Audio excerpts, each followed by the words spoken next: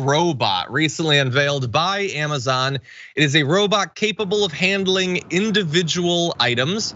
It is apparently the first robot Amazon has had that can do that, that can potentially replace what is the work done by regular humans to be able to identify individual items based on things like the shape, the size, and the texture, and then use its integrated suction cups to pick them up, sort them, and move them.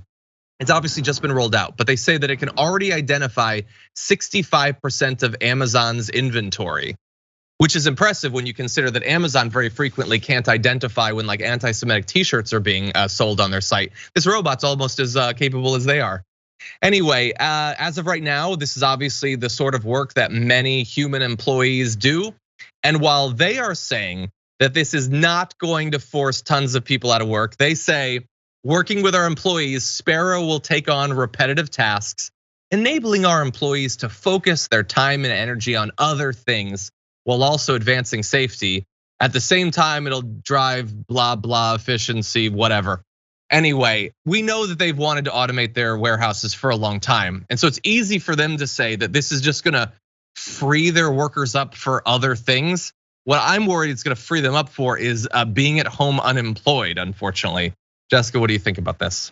This is exactly why we need a federal jobs guarantee, because there's certain kinds of labor, like working in a warehouse, that's just not meaningful for human beings to be doing. And if it can be replaced by robots, like maybe there are some people who find great joy in assembling packages at Amazon fulfillment centers.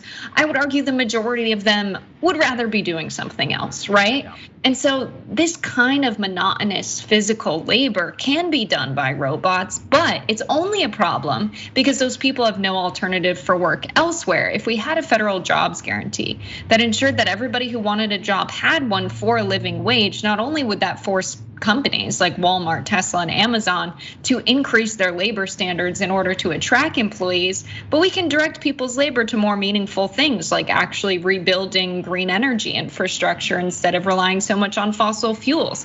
That's a great use of people's labor. It has a huge return on investment, and I'm sure it's more fulfilling work than working in a warehouse. We really need the federal government to step in. And Amazon's not gonna create alternative jobs for these people, I'm sure of that.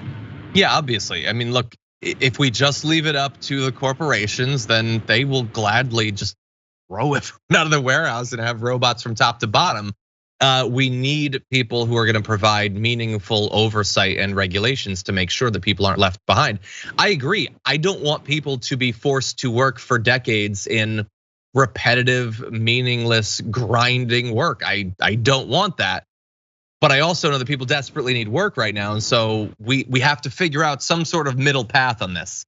By the way, Global Astro says in the super chats, robots don't work the way they should and actually slow down the work. As someone who works with Amazon robots, that may well be the case. And thank you, Global Astro, for saying that. But I mean, every day they're working to figure this out. They're employing human engineers that they will eventually cast off once they can get robots to do the engineering. And they're gonna figure out how to have it identify everything and replace as many of these jobs as possible. We just need to have a safety net that catches people, helps them to get training and get jobs that are more meaningful and that can allow them to actually survive in America, considering how insanely expensive everything is at this point.